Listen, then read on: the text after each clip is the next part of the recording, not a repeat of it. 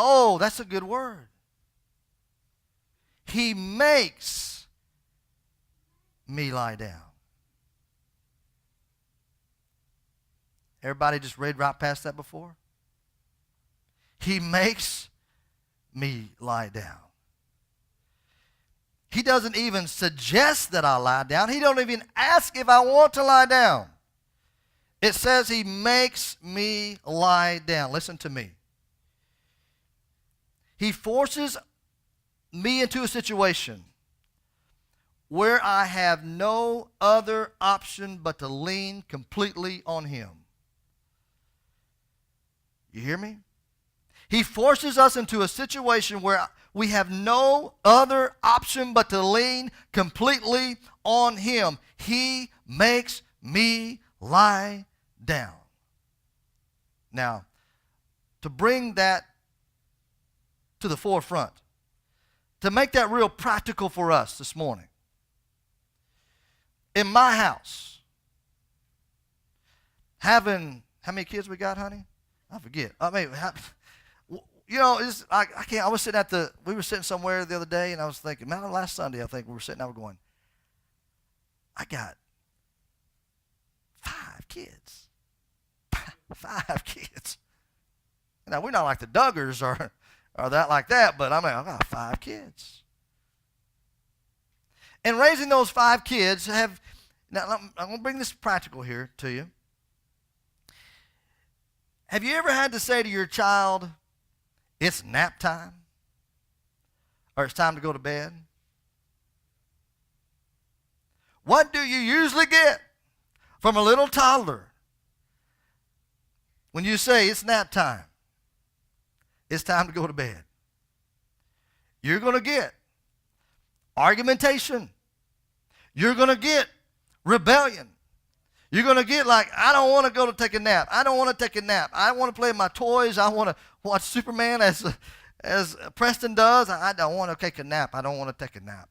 Right? They don't want to lie down because they don't know how exhausted they really are. When you make them lie down, they will be out in 5 minutes. I mean, you need to take a nap. Right?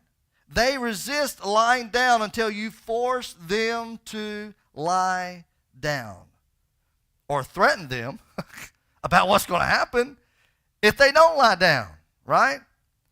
Now listen, you're not making them lie down to be mean. Although they might be perceiving it that way, mom and dad are mean. I don't like you. I don't like you. You making me take a nap. You making me go to bed early, right?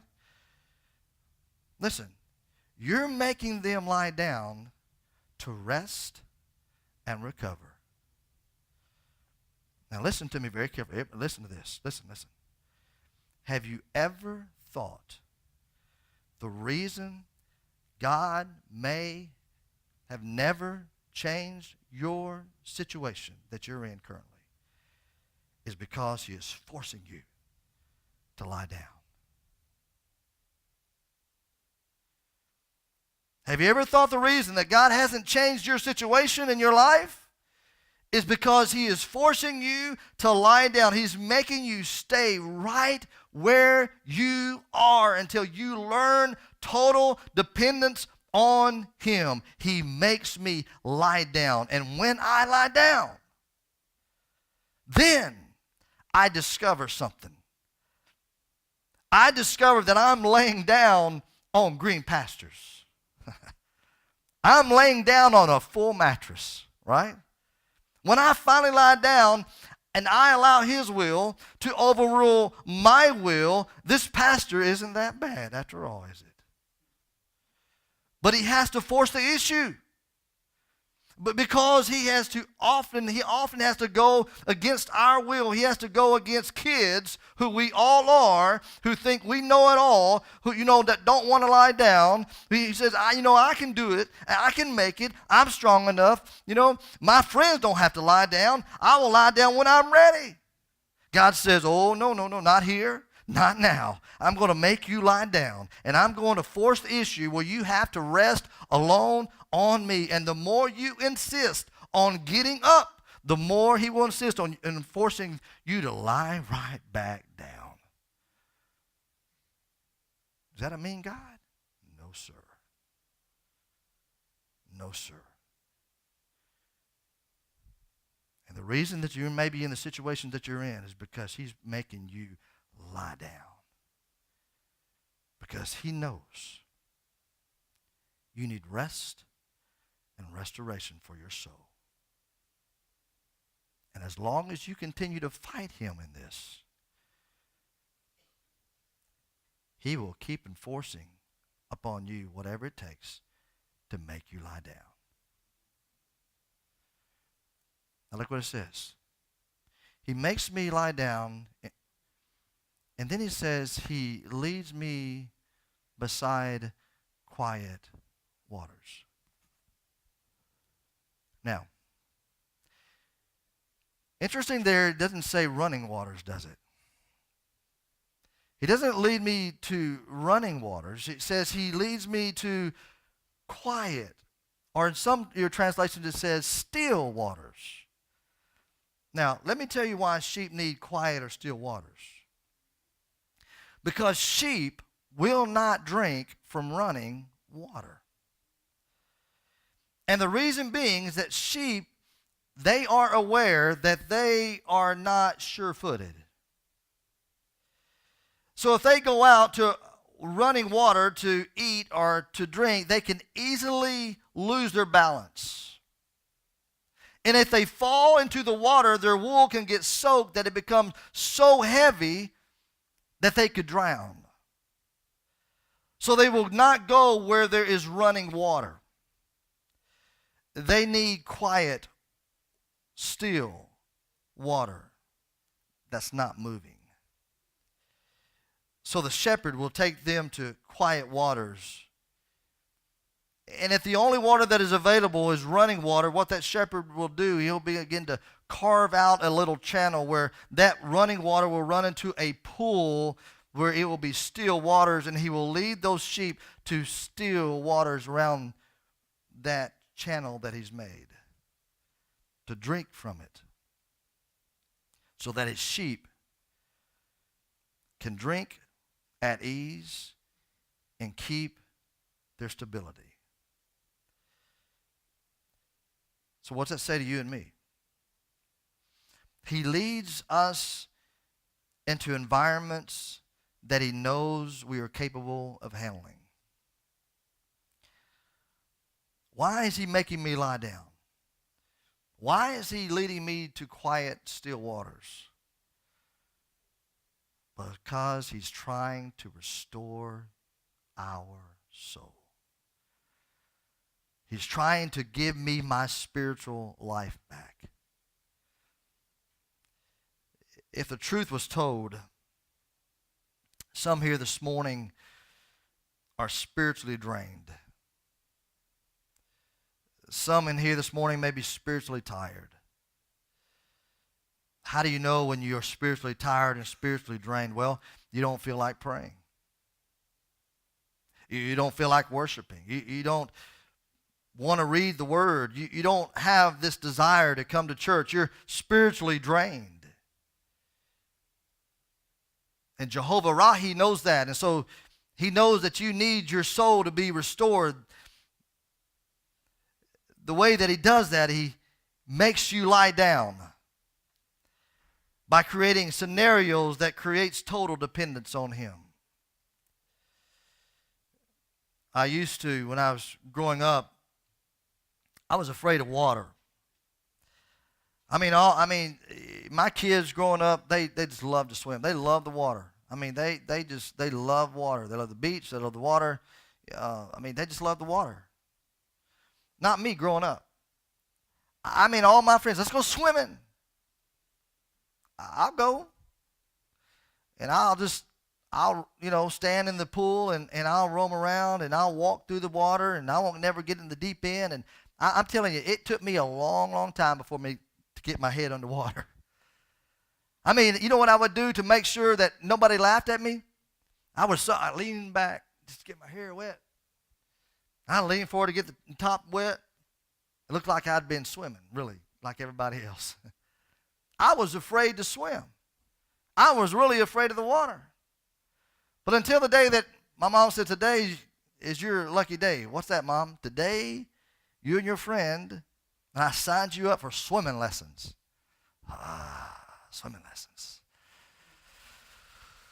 I was scared all the night before and scared, just that day. And finally the day came, she dropped me off and she left me. And you know what? I was very anxious and very afraid of learning how to swim. And one of the ways I learned how to swim was to first lie on the arms of the instructor. I was having to put all my weight and I was having to put all my confidence on my instructor for something I did not know how to do. And what I realized was this. It wasn't until I could rest completely, lie down on my instructor's arms. Until I could lie down, I was never going to learn how to swim. I had to learn on the trainer's capacity in order for me to navigate the water. God makes us lie down. He puts us in situations where we are totally dependent on Him, not because He's trying to be mean, but the same reason we take a nap. We're trying to get our strength back. And God is trying to restore our soul. A true story is told of a loggerhead turtle. This turtle weighed over 300 pounds. If you can imagine the size of this turtle. It had just laid some eggs in the sand dune and had become so disoriented. It had laid many eggs, and as it began to lay the eggs, it went deeper into the sand dune, and rather than going back to the waters, it just got itself stuck in the sand dune. One day, a ranger saw this disoriented turtle, and they said, we got to help this loggerhead turtle. It's going to die right here. And so they got their minds together and tried to figure out how in the world they were going to rescue this 300-pound turtle. And so they decided, well, the only way we're going to be able to move this turtle is we're going to, first of all, we're going to flip it over. And then we're going to have to get some chains around its leg. And then as we have it turned over and as we connect it to its legs, it's 300 pounds, we're going to drag it back to the water. And so they did. Now, the turtle that 300-pound turtle may have felt, why are these people being so mean to me? Why are they flipping me over and making me lie down on my back? Why are they chaining me down? And although it looked bad and although it seemed bad, they were simply trying to get it to where it was supposed to go in the first place because it did not know that it was disoriented. He makes me lie down. He leads me beside quiet waters. Why? Because He wants to give you back your spirit. It's called restoration, church. Restoring your soul. There may be some people here that might need some restoration. You have been drained maybe due to the job situation that you're in, maybe a financial situation that you're in, maybe relationships that you're in is completely draining you. You have been drained. But He makes me lie down in order to get my spiritual fervor back. He wants to meet my spiritual need. Last one I want to say this is He wants to meet your directional needs. He says, He guides me in paths of righteousness for His name's sake. Many of us have GPS systems on our smartphones or in our cars. All that they are guidance devices, right? I mean, we're glad we have them, and sometimes they work great, and sometimes they lead us in places we didn't want to go, right? But oftentimes we have those navigational systems, and it's designed to take you where you are to where you're trying to go. It's predicated by a global system that's a device that's in outer space that can see the whole land. And it can tell you where anything and everything is located. Anything that you want to know. Now you can just put in a restaurant, and speak to your phone or whatever and put it in, and it can tell you how many miles it is from where you are to how you're going to get there. Now, incredible GPS system. Now, you have to think that if man can create a machine that can see everything, God created everything, knows where everything that he created is located. It says he guides me. Do you know if the Lord is your shepherd, you have a private navigational system in your life? You ever thought about that? Your navigational system in your car can't help me, right? If I'm in my car, right? Your navigational system in your car is good for your journey, but in my journey, in my car, I need my own GPS system. I need a system that's going to ask me where I am, not where you are. I need a system that's going to find out my current location, find out where I need to go, and give me the best route to get there. You listen. There is this, the worst thing you and I can do, I'll put this in your notes, is to piggyback on someone else's personal relationship with God. Just like a GPS system is good for you in your car, it's not good for my journey and where I'm going. A navigational system is a navigational system. A navigational system is a navigational system, but your journey in that system is personal. Because everyone is not stopping and going where you're going. Therefore, not everyone is taking the same road to get to their destination.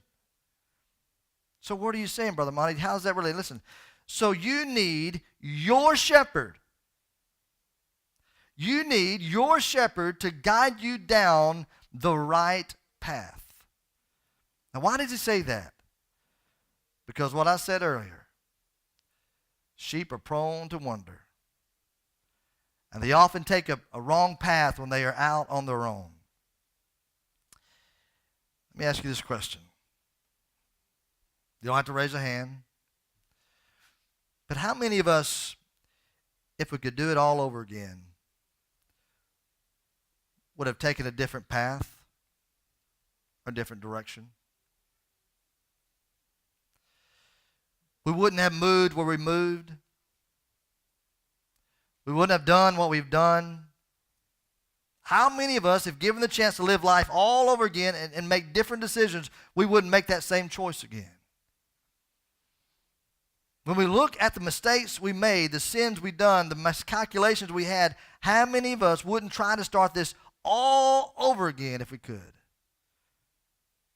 Because we took the wrong path. But let me tell you something about your personal shepherd, Jehovah Rohi.